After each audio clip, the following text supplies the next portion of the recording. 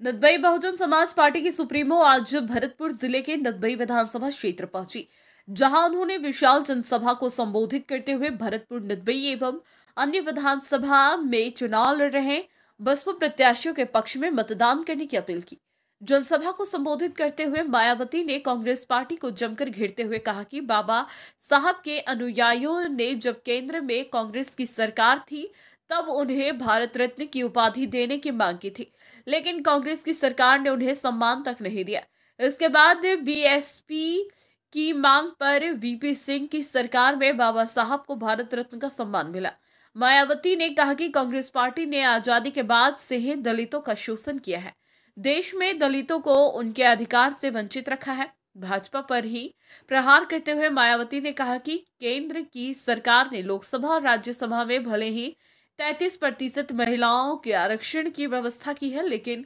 उनमें एससी और ओबीसी वर्ग की महिलाओं के लिए अलग से कोई आरक्षण नहीं दिया है। उन्होंने कहा कि सर्वजन हिताय और सर्वजन सुखाय की नीतियों पर आधारित बसपा की सरकार बनाने के लिए सभी को एकजुट होकर पार्टी के प्रत्याशियों के समर्थन में मतदान करना होगा, जिससे राजस्थान में भी बसपा की सरकार बन सके।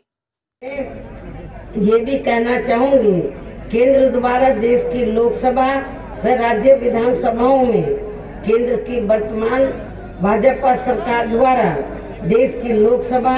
व राज्य विधानसभाओं में महिलाओं को जो 33% आरक्षण देने की व्यवस्था की गई है, और तो उसमें एससी, एसटी और ओबीसी वर्गों की महिलाओं को अलग से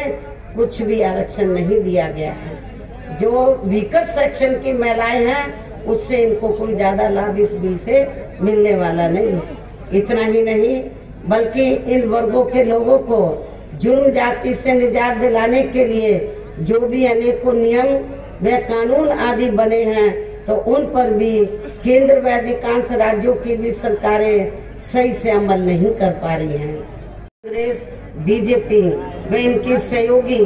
पार्टियों के हाथों में आने को मानकर चलती है, और ये सभी विरोधी पार्टियों को हमारी पार्टी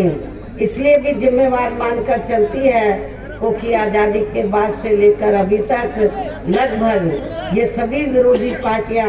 केंद्र व देश के अधिकांश राज्यों में भी ज्यादातर यहाँ बड़े बड़े पूंजीपतियों व धन्ना सेठों की ही आर्थिक मदद से सत्ता में आती रही है।